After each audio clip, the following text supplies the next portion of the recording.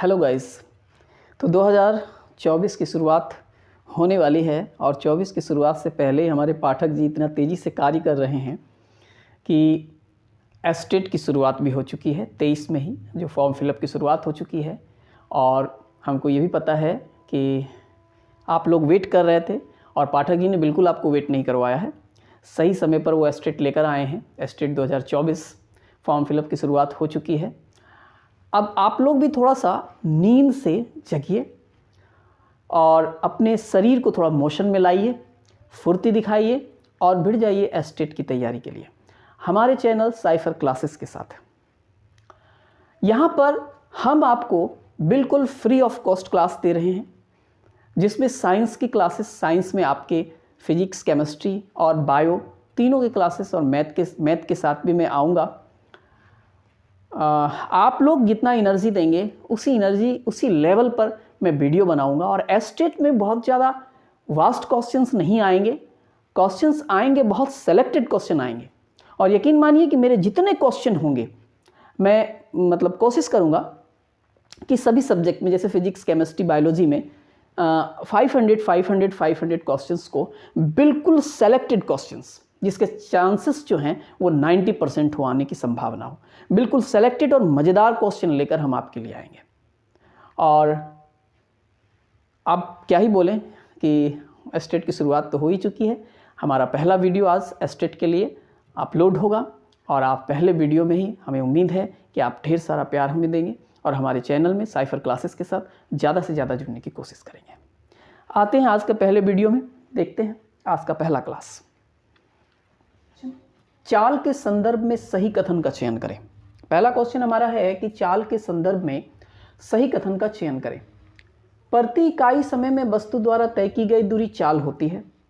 वेग द्वारा वस्तु की चाल को व्यक्त किया जा सकता है। तीसरा है चाल का मात्रक मीटर प्रति सेकंड स्क्वायर होता है। और इन ऑप्शंस में कौन कौन से जो पॉइंट्स हैं वो सही हैं, ये हमको चयन करना है। पहले पॉइंट की अगर हम बात करते हैं कि प्रति इकाई समय वस्तु द्वारा तय की गई दूरी चाल होती है, सही बात है। अगर चाल की डिफिनेशन या परिभाषा की बात करें तो एक निश्चित समय पर जो हम दूरी तय करते हैं वही तो चाल होती है। तो वही तो कह रहा है, प्रति इकाई समय वस्तु द्वारा तय की गई दूरी चाल होती है। ये बिल्कुल राइट है आपका, पहला पॉइंट आपका सही है। दूसरे पॉइंट का अगर डिस्कशन करते हैं, वेग द्वारा वस्तु की चाल को व्यक्त किया जा सकता है।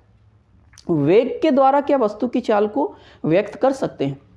तो ये भी बिल्कुल सही है कि वेग के द्वारा हम वस्तु की चाल को व्यक्त कर सकते हैं। ठीक है, वेलोसिटी और वेग, ठीक है, बहुत ज़्यादा अंतर नहीं होता है चाल और वेग की अगर बात करें तो हम वेग के द्वारा भी वस्तु की चाल को हम व्यक्त कर सकते हैं। ये भी बिल्कुल आपका राइट है। तीसरा है चाल का मात्रक मीटर प्रति सेकंड स्क्वायर होता है। ये गलत है, क्योंकि मीटर प्रति सेकंड स्क्वायर चाल का नहीं बल्कि त्वरण का ऐसा ही मात्रक होता है। त्वरण का ऐसा ही मात्रक क्या होता है? मीटर प्रति सेकंड स्क्वायर। और चाल के मात्रक की अगर बात करें तो चाल का मात्रक मीटर प्रति सेकंड होता है, क्योंकि चाल बराबर अगर आप फॉर्मूला देखेंगे तो क्या हो जाएगा? दूरी बटे समय। अब दूरी को हम किससे मेजर करते हैं? मीटर से। समय को किससे? सेकंड से। तो मीटर प्रति सेकंड यहां पर बन रहा है। तो आपका राइट आंसर क्या हो जाएगा? 1 और 2, ए नंबर आपका राइट आंसर है। दूसरा क्वेश्चन है, न्यूटन के गति का प्रथम नियम किसको व्यक्त करता है? अगर न्यूटन के लॉज की बात करें तो न्यूटन ने 3 लॉ दिया था, आपको भी भली भांति परिचित है, फर्स्ट, सेकंड और थर्ड लॉ। अगर हम प्रथम नियम की बात करते तो उन्होंने प्रथम नियम में क्या बताया कि कोई भी वस्तु अगर विराम में है तो विराम में रहना चाहती। अच्छा, जो भी मेरी बेसिक चीज़ मैं बता रहा हूँ उसको आप नोट डाउन करेंगे नोटबुक लेकर। तो न्यूटन ने अपने फर्स्ट लॉ में क्या बताया कि जो अगर कोई वस्तु गति में है तो वो गति में रहना चाहती है, और अगर कोई विराम में है तो विराम में रहना चाहती है, जब तक भी उस पर कोई एक्सटर्नल फोर्स, कोई बाह्य बल उस पर आरोपित ना किया जाए। और इसी रूल को, इसी प्रोसेस को क्या कहा गया? जड़त्व का नियम कहा गया। तो यहां पर क्या है? न्यूटन के गति का प्रथम नियम किसको व्यक्त करता है? तो जड़त्व को व्यक्त करता है। सी इसका राइट आंसर हो जाएगा। उसी प्रोसेस को जड़त्व कहा गया। तीसरा क्वेश्चन है, न्यूटन के गति का दूसरा नियम किसका पालन करता है? अगर हम दूसरे नियम की बात करते हैं तो दूसरे नियम ने उन्होंने क्या बताया?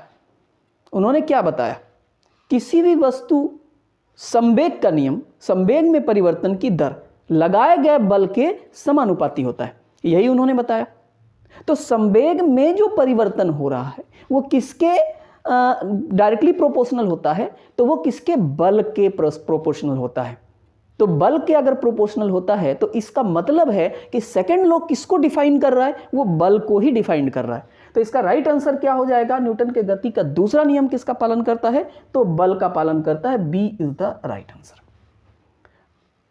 आगे बढ़ते हैं अगले प्रश्न की ओर।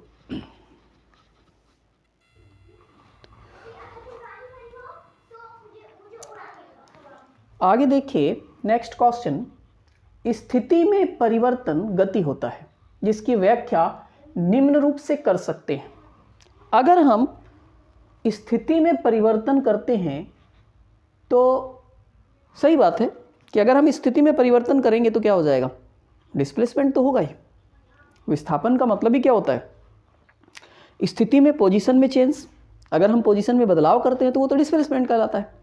अगर डिस्प्लेसमेंट की जहाँ पर बात करते हैं तो डिस्प्लेसमेंट का अगर आप उसकी परिभाषा देखेंगे तो एक बिंदु से दूसरे बिंदु तक तय की गई दूरी, ठीक है, लेकिन वो दूरी क्या होनी चाहिए, मिनिमाइज होती है, कम से कम दूरी होती है, ठीक है, तो वो आपका क्या कहलाता है, डिस्प्लेसमेंट कहलाता है।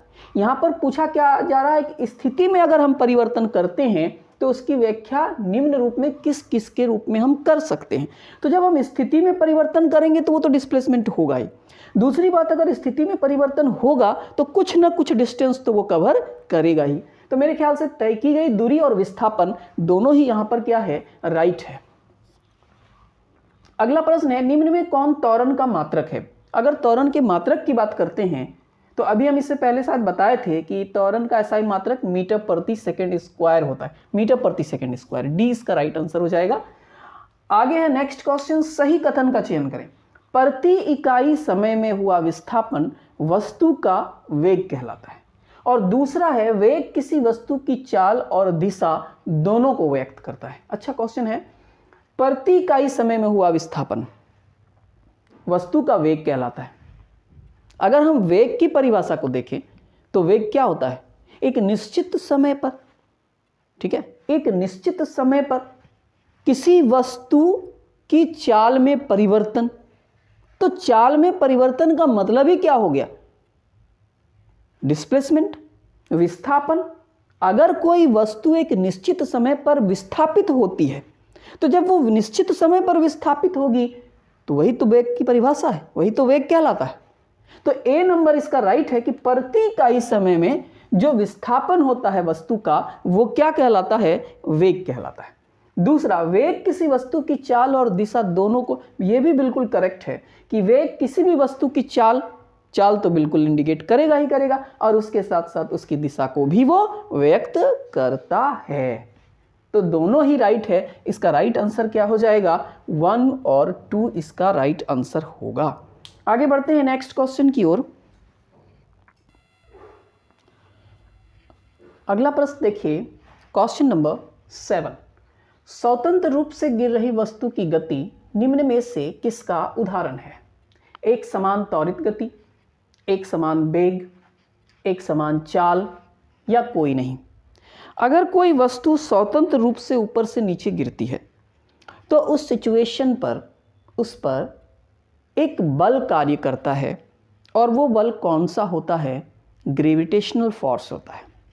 और उसी ग्रेविटेशनल का वैल्यू 9.8 मीटर प्रति सेकंड स्क्वायर होता है, वही ग्रेविटेशनल उसे अपनी ओर आकर्षित करता है।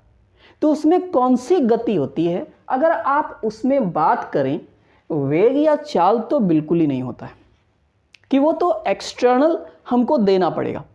लेकिन स्वतंत्र रूप से जब हम सिर्फ ड्रॉप कर देते, सिर्फ छोड़ दे रहे, तो यहाँ पर ना तो वेग है ना तो चाल है। अगर वो स्वतंत्र रूप से नीचे की ओर गिर रही है तो जाहिर सी बात है कि उसमें कोई ना कोई बल तो कार्य कर रहा है। और वो कौन सा बल होता है, तो वो ग्रेविटेशनल बल होता है। इसका मतलब है कि वो एक समान रूप से त्वरित है और वही त्वरण जो ग्रेविटेशनल होता है वही उसका त्वरण ही बनता है। इसका मतलब है कि एक समान रूप से त्वरित गति उसमें होती है, ठीक है। तो इसका राइट आंसर क्या हो जाएगा? ए, एक समान त्वरित गति। दूसरा है, निम्न में कौन एक समान वृत्त गति का उदाहरण है? चंद्रमा एवं पृथ्वी की गति, पृथ्वी के चारों ओर वृत्तीय कक्षा में घूर्णन करता उपग्रह, तीसरा वृत्तीय पथ पर नियत चाल से चलता हुआ साइकिल सवार। तो इसमें अगर वृत्तीय गति की बात करें कि एक समान वृत्तीय गति कौन से है, तो चंद्रमा और पृथ्वी की जो गति है तो बिल्कुल एक समान है और वो वृत्तीय ही है, ठीक है, सर्कुलर मोशन है। अगर हम दूसरा पृथ्वी के चारों ओर वृत्तीय कक्षा में घूर्णन करता उपग्रह, तो ये भी वृत्तीय गति का ही उदाहरण है। अगर हम तीसरे की बात करते हैं, वृत्तीय पथ पर नियत चाल से चलता हुआ साइकिल सवार, तो ये भी बिल्कुल राइट है कि अगर वो नियत चाल से चलता हुआ वृत्तीय पथ पर अगर गति करेगा तो वो भी क्या कहलाएगी? वृत्तीय गति ही कहलाएगी। तो इसका मतलब इसका तीनों ही आंसर सही है। तो इसका राइट आंसर क्या हो जाएगा? डी, 1, 2 और 3। आते हैं अगले प्रश्न की ओर।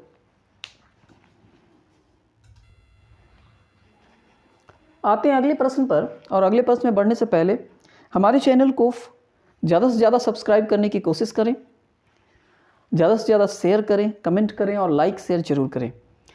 और आपका यही चीज़, आपका लाइक करना, आपका सब्सक्राइब करना, आपका कमेंट करना ही हमारा बूस्टर होता है, हमारे लिए एनर्जी का काम करता है। आप जितना सब्सक्राइब करेंगे, शेयर करेंगे, उतनी ही एनर्जी के साथ हम नेक्स्ट वीडियो बनाने की कोशिश करेंगे। अगले क्वेश्चन को आकर आप देखेंगे तो न्यूमेरिकल्स के रूप में आया हुआ है, और न्यूमेरिकल्स है, एक गाड़ी का द्रव्यमान 1500 केजी है। यदि गाड़ी में 1.7 मीटर प्रति सेकेंड स्क्वायर का मंदन उत्पन्न होता है और गाड़ी विराम में आ जाती है, तो सड़क द्वारा गाड़ी पर कितना बल लगाया गया? देखिए, गाड़ी का द्रव्यमान दिया हुआ है और गाड़ी में एक्सेलरेशन भी है, लेकिन यहां पर एक्सेलरेशन जो है वो रिटार्डेशन के रूप में है, क्योंकि मंदन उत्पन्न हो रहा है। और ये फिर कह रहा है कि जैसे मंदन उत्पन्न होगा, तो जाहिर सी बात है कि मंदन अगर उत्पन्न होगा तो गाड़ी विराम में आ जाएगी। लेकिन जब गाड़ी विराम में आती है तो सड़क के द्वारा कितना बल लगाया जाता है? तो हम न्यूटन्स थर्ड लॉ को अगर देखेंगे, every action and reaction are equal and opposite, तो इसका मतलब है कि जितना गाड़ी बल लगाएगा उतना ही बल तो सड़क भी लगाएगा। तो हमको सड़क तो यहां पर जो दिया हुआ है वो कंफ्यूज करने के लिए दिया है। हम जितना गाड़ी बल लगाएगा, मतलब हम गाड़ी के ही बल को अगर फाइंड आउट कर लें तो इसका मतलब है कि वही बल सड़क भी उस पर लगाएगा। तो यहां पर दिया क्या हुआ है? 1500 केजी, इसका मतलब m का वैल्यू दिया हुआ है 1500 केजी।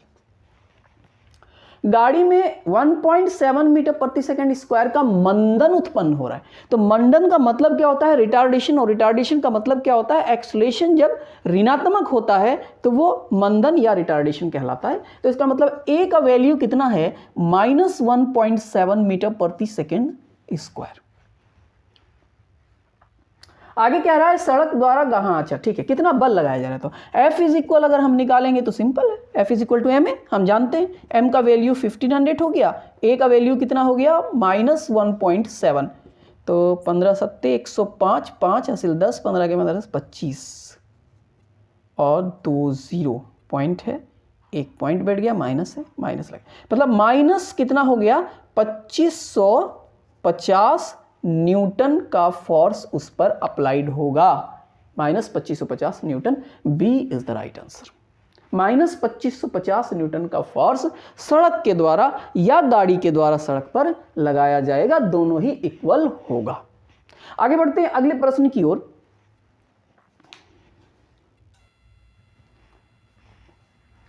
अगला प्रश्न देखिए, क्वेश्चन नंबर 10। बस में बैठा यात्री अचानक बस के चलने से पीछे की ओर झुक जाता है, किस कारण से? कभी कभी हम लोग जब बस में सफ़र करते हैं तो आप देखेंगे कि बस चलती बस में अचानक से जब ड्राइवर ब्रेक लगाता है तो हम आगे की ओर झुक जाते हैं, और जब बस विराम की अवस्था में रहता है और अचानक से चल पड़ता है तो हम पीछे की ओर झुक जाते हैं। दोनों ही प्रोसेस आप देखे होंगे। तो ये किस नियम को इंडिकेट करता है? पहला नियम, दूसरा नियम या तीसरा नियम? अगर पहले नियम की बात करें, दूसरे नियम की बात करें, तीसरे नियम की बात करें, तो तीसरे नियम में क्या है? क्रिया और प्रतिक्रिया बराबर, तो इसका कोई लेना देना ही नहीं है, ठीक है। दूसरे नियम की बात करें तो बल की परिभाषा मिल जाती है, इसका भी कोई लेना देना नहीं है, बल का यूज यहाँ पर नहीं हो रहा है।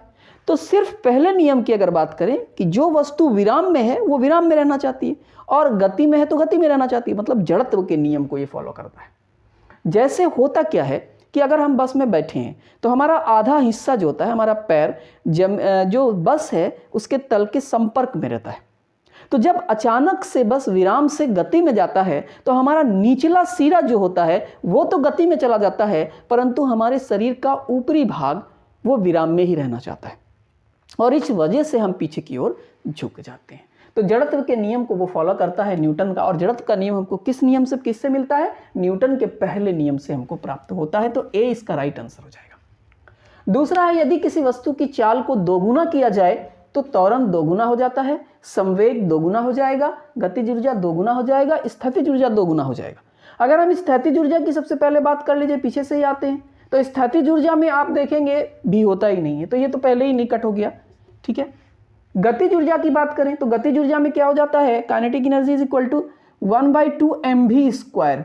भी स्क्वायर है, अगर इसको दोगुना करेंगे तो स्क्वायर का मतलब ये 4 गुना हो जाएगा, ठीक है। तो ये भी तो नहीं होगा, ये भी आपका नहीं होगा। तीसरा, संवेग को दोगुना, अगर संवेग किस में आता है, किस परिभाषा में, तो संवेग is equal to P is equal to mv हो जाता है ना। अगर इसको हम दोगुना करेंगे तो संवेग दोगुना, सही बात है कि अगर हम चाल को भी को हम अगर दोगुना कर दें तो संवेग भी क्या हो जाएगा? दोगुना हो जाएगा। तो संवेग मतलब बी इसका राइट आंसर होगा। त्वरण दोगुना हो जाता है तो ये भी नहीं हो जाएगा, acceleration is equal to b minus u by t होता है, ठीक है। तो यहां पर भी आप देखेंगे अगर वेग को दोगुना कर देंगे तो ये कुछ नहीं होने वाला है, v बाई टी ही हमको प्राप्त हो जाएगा, तो ये भी नहीं होगा, संवेग दोगुना हो जाएगा, ये बिल्कुल राइट। अगला क्वेश्चन है, यदि त्वरण ऋणात्मक हो तो क्या कहलाएगा? अभी हम शायद पहले डिस्कस किए थे कि अगर त्वरण ऋणात्मक होता है तो वो मंदन कहलाता है, बी रिटार्डेशन कहलाता है, बी इसका राइट आंसर होगा 12 का। आगे बढ़ते हैं अगले प्रश्न की ओर,